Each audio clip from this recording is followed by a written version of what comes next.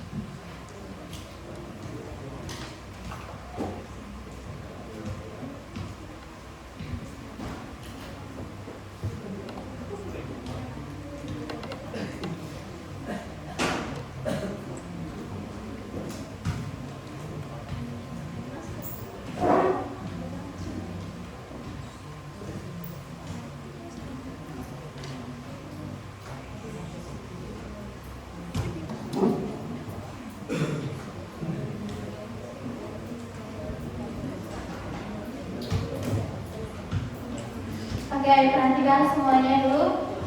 Buka dulu buku biologinya hari ini. Sudah?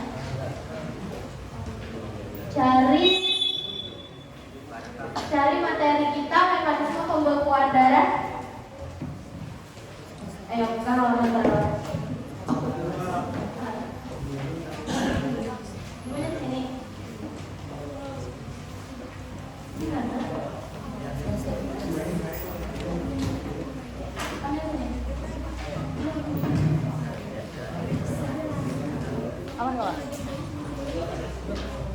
Yang di belakang bukunya dibuka sudah?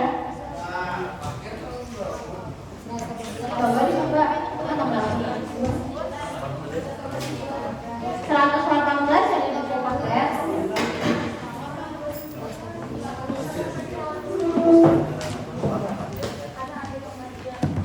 Nah, sekarang kalau di buku paket materinya tentang apa? Ya, tentang mekanisme pembekuan darah. Sama masih seperti materi yang kemarin, masih tentang sistem peredaran darah atau sistem sirkulasi pada manusia. Nah, kemarin ibu pernah bertanya, pernah luka ada? Jawabannya pernah. Terus luka baik yang luka kecil atau luka besar, dimulai dari luka kecil aja dulu. Setelah luka itu kan keluar darah, sadar nggak? Beberapa saat kemudian tuh darah berhenti atau stop, sudah ada keluar dari luka. Ada? Nah, jadi proses itu nanti yang akan kita pelajari pada hari ini, yaitu tentang mekanisme pembekuan darah. Kenapa Lukman? Nah, jadi adapun tujuan pembelajaran kita pada hari ini itu ada 2 poin untuk hari ini. Yang pertama, siswa mampu menganalisis mekanisme pembekuan darah dengan tepat. Jadi, di poin pertama ini kalian harus tahu dulu faktor-faktornya apa aja dalam mekanisme pembekuan darah. Terus apa aja yang terlibat. Nanti kita bahas di nomor 1 ini. Kemudian, siswa mampu menjelaskan faktor pembekuan darah dengan tepat. Nah, di antara 2 ini nanti semuanya kita membahas tentang dari prosesnya, dari faktor-faktornya itu kayak gimana. Nah, untuk yang pertama,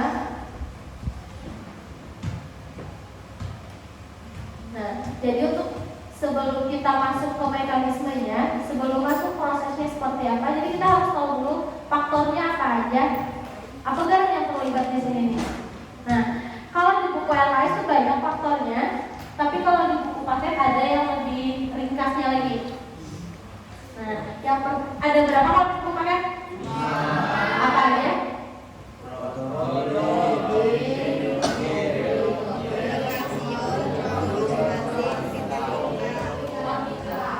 Oke. Nah, jadi mulai dari yang pertama, yaitu protrombin. Boleh satu orang bacakan yang di buku paket apa? Baca aja.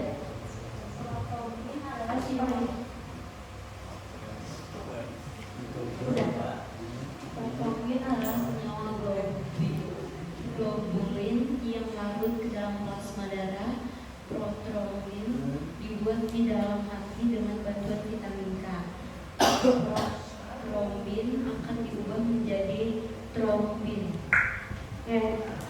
Nah, jadi maksudnya di sini, nah, yang pertama ini ada protrombin, di mana protrombin ini juga nanti akan terlibat di bagian mekanisme yang akan kita pelajari. Di bagian kenapa jadi darah kita berhenti setelah beberapa saat setelah lupa. Kalau yang di belakang perhatikan. Terus, nah, protrombin ini merupakan senyawa globulin yang larut dalam plasma darah. Nah, jadi nanti protrombin ini dia mampu mengubah menjadi trombin aja karena nitronnya berubah menjadi trombin. Di mana kerjanya? Itu di bagian hati, dan kerjanya itu dibantu oleh vitamin K. Ingat nih, protrombin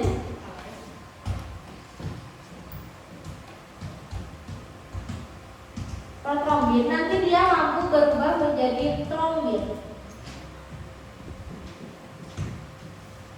Pro-nya hilang, kemudian trombin ini nanti dia bekerja di bagian hati kita.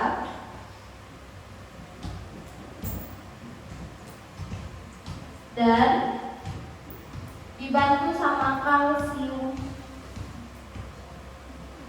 Kita enggak.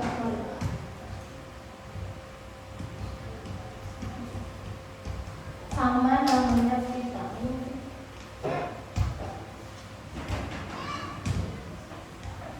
Nah, kalau ini dicatat, soalnya mulai dari protrombin dia berubah menjadi trombin. Ini nanti dia masuk ke dalam siklus proses pembekuan darah.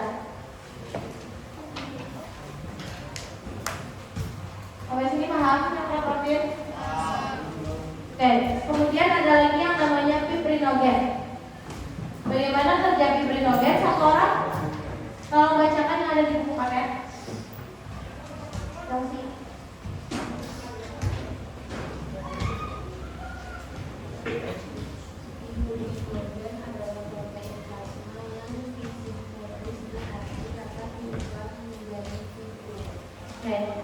Nah, nanti fibrinogen ini dia sama bekerja dengan protrombin. Nanti di bagian prosesnya kita akan tahu apa aja dari kerjanya fibrinogen, apa aja nanti setelah dia berubah menjadi fibrin. Nah, jadi fibrinogen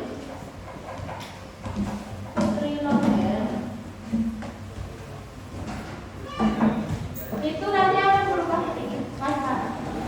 berubah menjadi fibrin.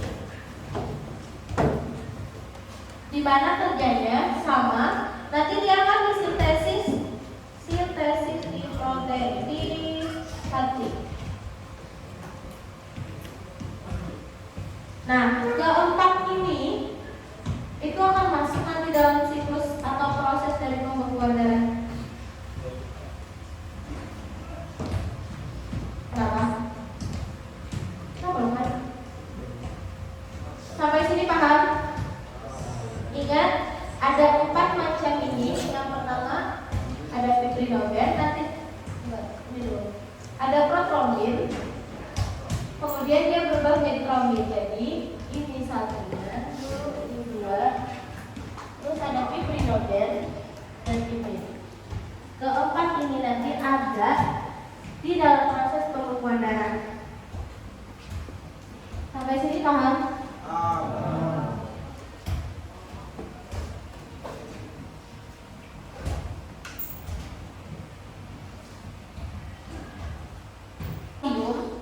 Di mana ion kalsium ini merupakan ion anorganik dalam plasma serta dapat diperoleh dari makanan dan tulang.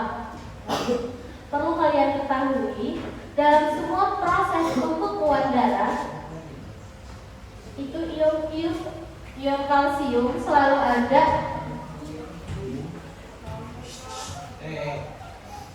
Ion kalsium selalu ada, baik ya di protrombin tadi, di trombin, di fibrinogen, itu selalu ada yang namanya ion kalsium. Dia selalu bekerja dalam semua prosesnya, mulai dari tahap pertama, tahap kedua, tahap ketiga itu selalu ada ion kalsium. Kemudian ada tromboplasmin atau trombokinase, merupakan protein plasma yang berupa enzim yang disintesis di dalam hati. Nah, tromboplastin ini sama kerjanya kayak protein. Kerjanya di hati kemudian dibantu sama vitamin K. Paham? Lanjut ada satu lagi yaitu vitamin K. Nah, vitamin yang sangat penting dalam sintesis protein kayak yang kita tadi. Vitamin K ini ada di protein, ada di gluten, terus apa lagi satunya tadi? Apa? Trombopin. Apa? Ya, ada di trombokinase. Kemudian pembekuan darah itu akan terhalang pada batu empedu kita. Misalkan ada yang kena batu empedu, itu mekanisme pembekuan darah akan terhambat. Sampai sini paham? Ada berapa faktor? Ada 5 faktor. Apa aja?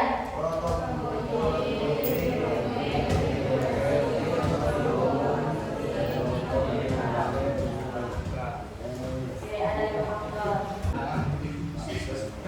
Kemarin sudah nonton video yang ibu kirim lewat Kalisa? Isinya apa aja? Isinya video. Tahu, ibu tahu isi dari video. Nah, isi dari videonya apa aja, Linda? Isi tahu, Pak. Banyak merah isinya.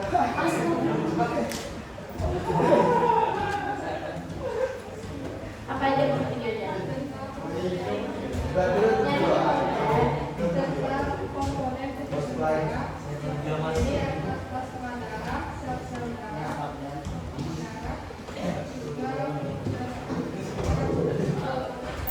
ya, nah jadi isi videonya itu mulai dari komponen darah, golongan darah, mekanismenya kayak gimana, terus kandungannya juga itu sudah masuk ke dalam video ini semua.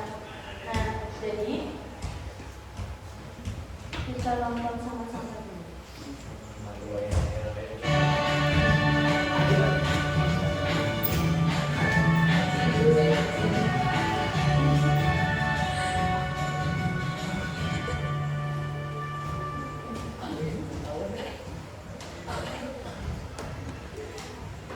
Hai teman-teman, selamat datang kembali di Mutiara Academy YouTube channel.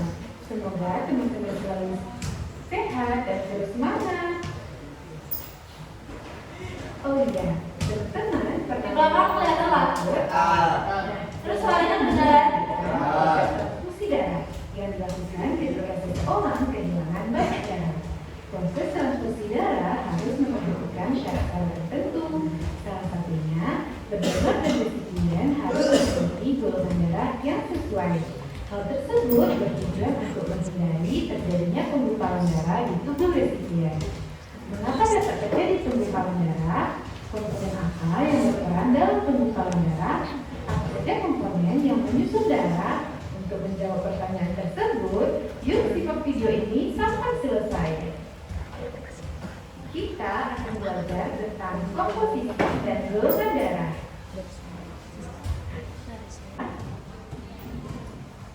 Kita bahas satu persatu komponen penyusun darah manusia. Pertama, plasma darah. Plasma darah pada tubuh kita tersusun antara 90% air dan 10% sisanya berupa zat-zat yang terlarut di dalamnya, seperti protein, garam atau ion, nutrisi, hormon, karbon dioksida, dan sampah nitrogen. Air pada plasma darah digunakan untuk melarutkan zat-zat lain. Selanjutnya ada nutrisi seperti glukosa, asam amino, dan asam lemak. Nutrisi ini berguna untuk jaringan makanan di dalam sel dan molekulnya dapat diuraikan lagi. Berikutnya protein. Ada beberapa jenis protein yang ada di dalam plasma darah dengan fungsi yang beragam. Ada albumin untuk mempertahankan keseimbangan air dalam darah dan jaringan serta dapat mengatur volume darah. Kemudian globulin untuk membentuk antibodi yang berguna untuk kekebalan tubuh. Fibrinogen berperan dalam proses penggumpalan darah. Sisin menghancurkan atau memecah antigen. Resipitin untuk mengendapkan leukosit untuk meninggalkan racun, dan opimisin untuk memacu sifat karbohidrat pada leukosit. Komponen dalam plasma darah selanjutnya adalah garam atau ion seperti natrium, kalium, kalsium, magnesium, klorida, dan bikarbonat yang berguna untuk menyeimbangkan tekanan osmosis, mempertahankan pH atau sifat pemeriksaan dan fosfat, serta mengatur permeabilitas membran sel. Ada karbon dioksida yang merupakan hasil respirasi sel dan dibawa ke paru-paru untuk dibuang. Kemudian hormon yang akan mempengaruhi aktivitas organ yang dituju, dan sampah nitrogen sebagai hasil metabolisme yang akan diekspresikan ke ginjal. Selain plasma darah, darah juga mengandung sel-sel darah. Pastinya teman-teman tahu kan ada sel darah apa saja? Pertama ada sel darah merah atau eritrosit, berikutnya ada sel darah putih atau leukosit, dan ada keping darah atau trombosit. Kita bahas lebih lanjut. Pertama, sel darah merah eritrosit. Eritrosit dalam tubuh kita jumlahnya sangat banyak, mencapai 99% dari total darah. Eritrosit berbentuk bicangkap, tidak mempunyai isi sel sehingga tidak dapat hidup dalam waktu yang lama. Eritrosit berwarna merah karena mengandung hemoglobin. Tahukah kamu apa itu hemoglobin? Hemoglobin merupakan molekul kompleks dari protein globin dan molekul besi hemin yang berperan dalam peningkatan oksigen dan karbon dioksida. Nah, eritrosit ini hanya berumur sekitar 120 hari. Nah, kemarin sudah mempelajari tentang komponen ini. Anda baca di buku lah, di video itu karena supaya terhubung masih nyambung. Masih ingat materi yang kemarin? Masih ingat supaya jadi tahu apa aja mekanismenya. Mengandung 5 juta sel darah merah, sedangkan perempuan memiliki kurang lebih 4 juta sel darah merah per milimeter kubik. Kemudian ada sel darah putih leukosit. Leukosit memiliki inti sel sehingga dapat bertahan hidup berbulan-bulan. Tidak punya hemoglobin sehingga tidak berwarna merah. Dapat bergerak hemoglobin, artinya gerakan sitoplasmanya memanjang sehingga sel akan bergerak perlahan. Leukosit berbentuk tidak tetap dan dapat menembus dinding pembuluh darah. Leukosit ini diproduksi di sumsum merah, limfa, dan kelenjar getah bening. Jumlah leukosit sekitar 7.000 sel per milimeter kubik darah. Berdasarkan karakteristik sitoplasmanya, sel darah putih dibagi menjadi 2 kelompok. Ada granulosit merupakan sel darah putih yang sitoplasmanya bergranular. Contohnya neutrofil, eosinofil, dan basofil. Dan ada agranulosit merupakan sel darah putih yang sitoplasmanya tidak bergranular, seperti leukosit dan monosit. Sekarang kita lihat salah satu karakteristik leukosit bergranular. Pertama, basofil. Jumlahnya 20-50 butir tiap 1 mm kubik darah. Plasmanya bersifat besar dan terdapat bintik biru yang mengandung histamin. Fungsinya memberi reaksi alergi dengan mengeluarkan histamin yang mengandung merah kebiruan, berperan dalam memusnahkan bakteri dan zat-zat asing yang masuk ke tubuh serta bersifat fagosit. Dan karakteristik leukosit tidak bergranula antara lain: pertama, limfosit berjumlah 1.500 sampai 3.000 butir tiap milimeter kubik darah, tidak dapat bergerak bebas, tetapi dapat membentuk zat antibodi, berperan dalam pertahanan terhadap serangan mikroorganisme, makromolekul asing, dan sel-sel kanker. Selanjutnya ada monosit berjumlah 100 sampai 700 butir tiap milimeter kubik darah, dapat bergerak cepat, bersifat fagosit, dapat bergerak bebas, membesar, dan berkembang menjadi makrofag, berperan menjaga kekebalan tubuh dan infeksi. Nah, leukosit memiliki fungsi yang sangat penting bagi tubuh kita. Di antaranya adalah: pertama, menghancurkan kuman penyakit dan zat-zat asing seperti bahan kimia berbahaya. Kedua, membentuk lemak dan menghasilkan histamin. Dan terakhir, dapat melumpuhkan kuman penyakit yang berada di luar darah. Keren banget ya teman-teman, limfosit dapat membantu kamu agar tidak mudah sakit. Sel darah yang terakhir yang akan kita bahas adalah keping darah atau trombosit. Trombosit dihasilkan oleh sel megakaryosit, berukuran lebih kecil dibandingkan sel darah lainnya, tidak memiliki inti, sehingga trombosit berumur pendek hanya sekitar 10-12 kali, dan bentuknya tidak beraturan. Trombosit tidak memiliki warna atau bening. Jumlahnya sekitar 200.000 sampai 400.000 tiap mililiter kubik darah. Terakhir, trombosit berperan penting dalam proses pembekuan darah. Saat terjadi luka atau cedera, pembuluh darah kita bisa menggunakan enzim trombokinase yang merupakan zat anti-hemofilia. Enzim trombokinase akan menghasilkan protrombin. Selanjutnya, protrombin dengan bantuan zat kalsium dan vitamin K akan berubah menjadi trombin, dan trombin akan mengubah fibrinogen menjadi benang-benang fibrin. Akhirnya, darah yang keluar dapat dibendung dengan cara membekukan sel darah pada bagian yang luka. Oke, perhatikan ke depan.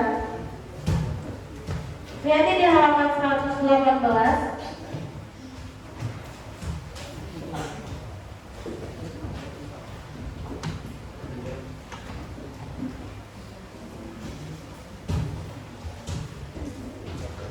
Nah, jadi sebelum trombosit kita pecah, ini lupa dulu. Nah, pada saat lupa, trombosit kita itu akan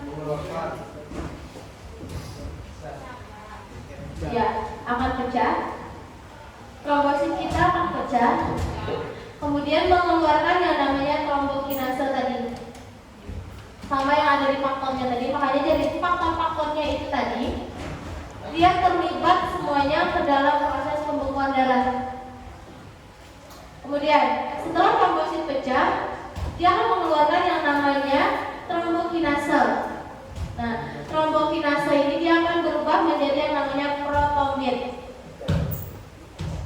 Di protombin ini dia lagi mampu berubah menjadi yang namanya trombin. Bekerjanya tadi di mana? Di hati, benar. Kemudian apa aja yang membantu dia berubah? Vitamin K sama ion. Jadi pada saat trombosit ini pecah, ion kalsium kita ini juga akan bekerja sehingga menjadi yang namanya trombokinase.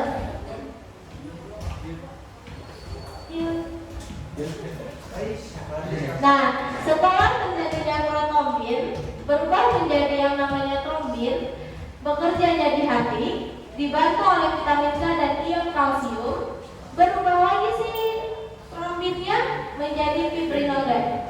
Fibrinogen di mana lagi kerjanya? Ke fibrin. Sebelum dia jadi fibrin, dia bekerjanya berubahnya di mana? Di sintesis hati, benar. Kemudian setelah fibrinogen ini terbentuk, nah, di sini luka kalian belum atau masih belum sempurna dalam pembekuannya. Setelah fibrinogen ini ada, terbentuklah lagi yang namanya fibrin. Nah, di fibrin inilah luka kalian jadi beku, darah kalian, darah berhampiran. Setelah luka itu ada lagi yang namanya keluar. Jadi sel-sel depan pada saat luka itu kan darah banyak keluar. Kandungan darah adanya sel-sel darah, yaitu sel darah merah, sel darah putih, trombosit. Nah, pada saat luka itu trombosit kita pecah. Lalu trombosit ini juga nanti akan menyebabkan si luka kita. Di bagian fibrin ini bagian puncak, bagian selesainya atau darah kalian berhenti. Iya, benar.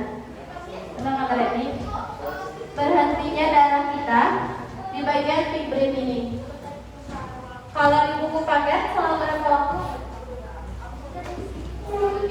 5 menit ya. Jadi setelah kita mengalami luka, itu ada yang namanya pembekuan darah yang kurang lebih 5 menit akan terjadilah pembekuan darah itu.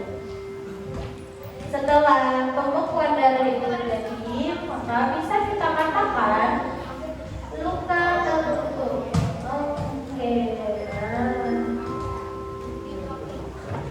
Sampai sini paham? Susunannya ingat? Mulai dari trombosit pecah, terus mengeluarkan trombokinase, kemudian berubah menjadi protombin, kemudian apa lagi? Lagi?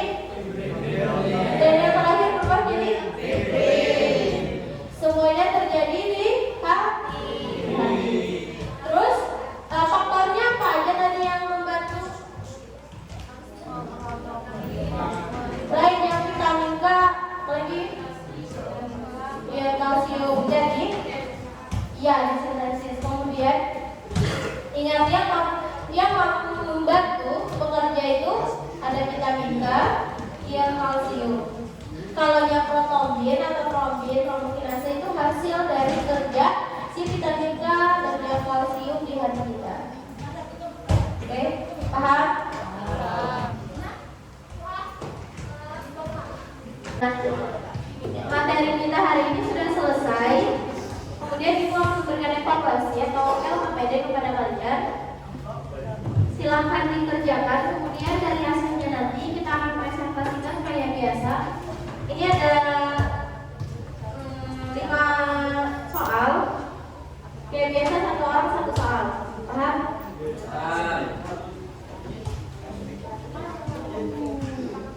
Yang dibantu ini ya.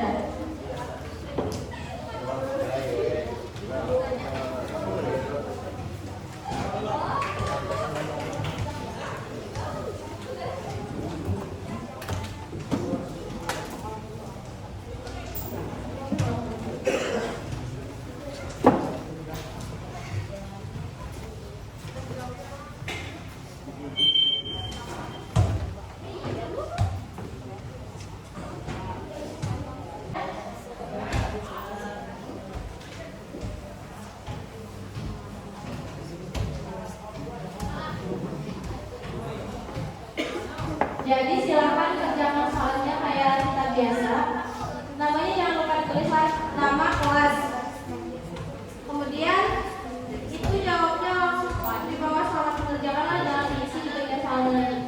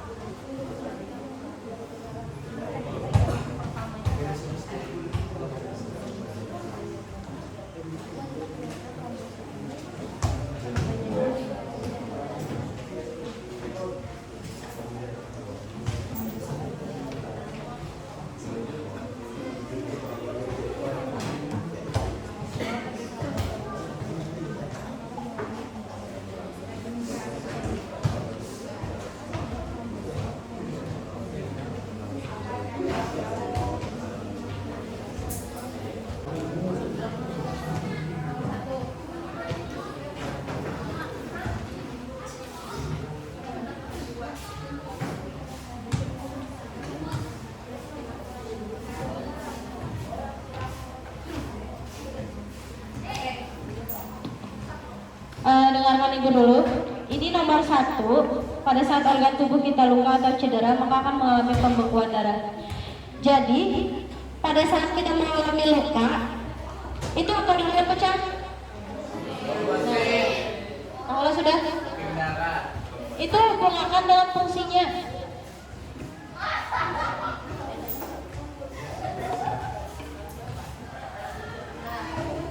Paham? Cek. Kemudian untuk nomor 2, tadi ada kalau pas di depan melihat nggak pas yang di video ini ada kan prosesnya. Kalau di situ ya, kalau yang ada bentuknya itu hampir mirip, prosesnya sama dengan yang di video itu tadi. Ada lagi yang ditanyakan?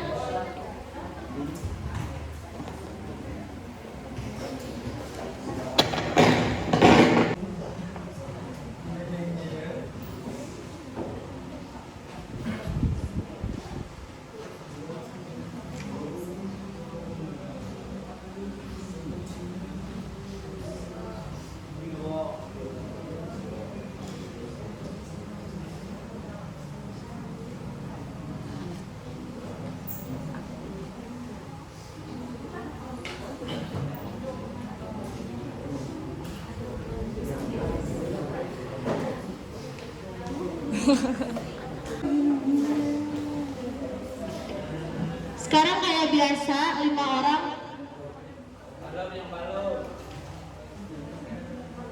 Di nomor 3. Nomor 1 siapa? Ayo nomor 1. Erna nomor 1. Nomor 2.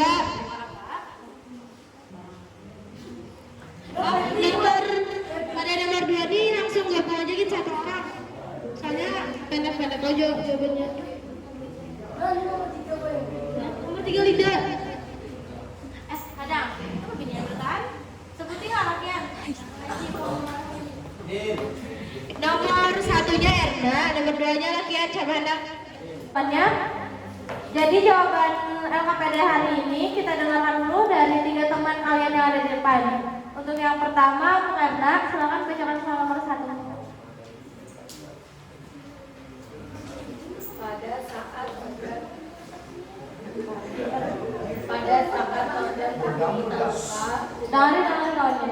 maka mengalami pembekuan darah.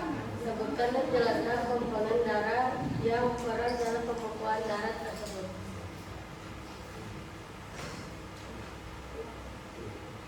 Trombosit berfungsi dalam hemostasis, penghentian pendarahan, perbaikan pembuluh darah yang robek, dan pembekuan darah. Udah. Ada yang beda nggak jawabannya? Karena dalam. Oke. Salah nomor 2 lagi. A, B, C-nya no? Bukan ada 3. Ya. Seberatannya Sophie yang jawab.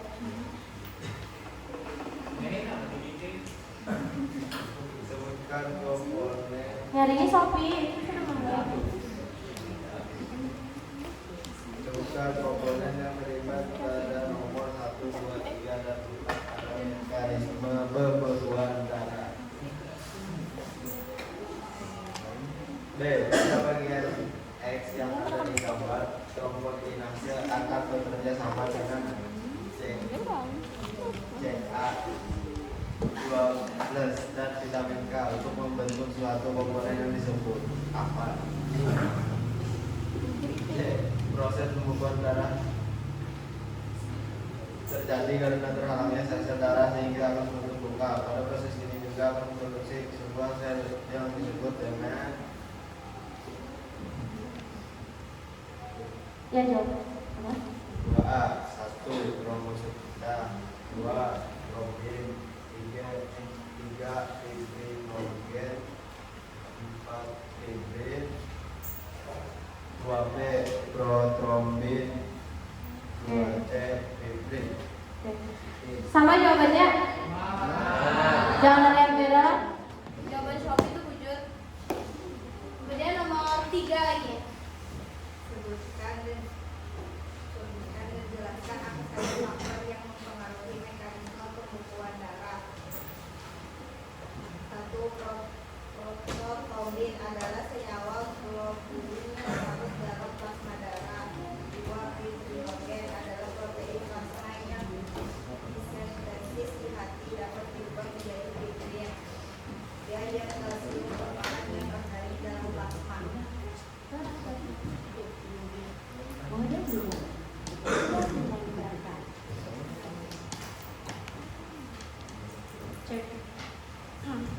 Oke, jawaban temannya tolong diperhatikan.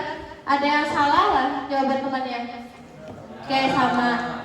Nah, jadi yang di depan ini jawabannya ketiganya sudah benar. Jadi tolong kawanannya yang di belakang, misalkan ada yang sedikit salah itu dilakaslah di Bu Juri. Jadi pas sudah dengan ibu, nilainya sudah sempurna. Paham? Oke, silakan tepuk tangan dulu untuk 3 temannya ini. Nah, 1 orang lagi siapa mau menyimpulkan? Oke, silakan Liza. Astagfirullah.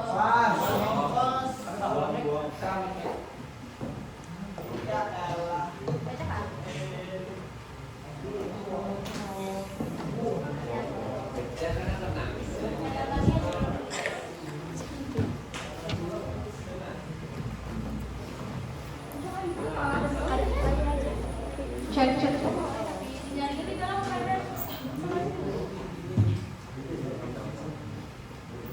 Dari video tadi kita sudah membahas tentang komponen darah yang terdiri dari plasma darah dan sel-sel darah. Kemudian golongan darah yang dapat dibedakan menjadi golongan darah A, B, AB, dan O yang memiliki glutinogen dan aglutininnya masing-masing. Jadi ketika aglutinogen tidak cocok dengan aglutininnya, maka akan terjadi penggumpalan darah. Oke. Nah, jadi yang disampaikan oleh Nida udah lengkap semua, mulai dari isi video yang Ibu tayangkan tadi. Di mana isi video yang Ibu tayangkan itu ada sedikit mengulang materi kita yang kemarin mengenai dari kandungan sel-sel darahnya, komponennya apa aja, kemudian hari ini masuk ke mekanisme. Kenapa Ibu tayangkan juga lagi tentang kandungan atau golongan darah itu supaya kalian lebih tahu dulu lah sebelum masuk ke materi selanjutnya. Nanti kan setelah mekanisme ini ada yang namanya uji golongan darah, kandungan darah, kemudian mekanisme peredarannya. Jadi ada 2 di situ, ada mekanisme pembekuan, kemudian mekanisme tentang peredarannya seperti apa, itu ada bedanya. Kemudian apa aja alatnya, apa aja yang bagian-bagiannya seperti jantung, vena, arteri itu nanti akan dipelajari di pertemuan selanjutnya. Oke, terus untuk Lida silakan tepuk tangan dulu untuk Lida. Nah, jadi untuk materi hari ini LKPD ini sudah selesai semua. Dilengkapi dulu, nomor berapa lagi yang belum? Nomor berapa? Sudah semua? Oke, untuk LKPD-nya silakan dikumpul 1 orang. Jawabkan dulu. Oke, silakan Anci. Ibu minta tolong. Bergerak.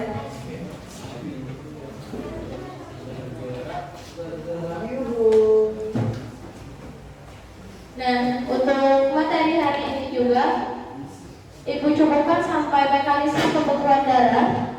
Untuk materi selanjutnya kita ada di pertemuan minggu depan, tidak ada pertemuan terakhir. Ini mungkin sisa 1 mingguan aja lagi, Bu.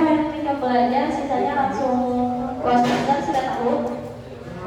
Sudah ada di depannya nggak tanggalnya? Nah, karena insya Allah soal biologinya hampir sama juga kalau ada LKPD. Ini LKPD-nya nanti Ibu periksa. Seandainya masih ada yang di bawah 70, Ibu berikan soal lagi kembali untuk remedial atau pengayaan buat tambahan nilainya. Tapi ini Ibu rasa nilai Bu Hani kamu sudah cukup. Jadi usahakanlah nilai yang ini. Tadi mendengar sudah jawaban kawan yang di depan. Itu jawaban yang benar sudah. Jadi Ibu harap nih yang ini lagi karena ada yang nilainya 15, 20. Adalah semangat. Tapi sudah pada hilang kemarin. Nilainya lebih baiknya aja. Lebih baiknya sama. Nah, jadi untuk hari ini Ibu cukupkan sampai di sini dulu materinya. Untuk mata pelajaran siapa lagi yang sini? Nah, praktek. Ini kemana Pak? Di kelas juga. Apa sama kalau itu? Nah, jadi tunggu bel, jangan ada yang keluar. Ibu ada di sini ya. Terus juga jangan keluar masuk lah. Awas aja sampai ke kantin sebelah sini sebelum bel. ada yang tahu?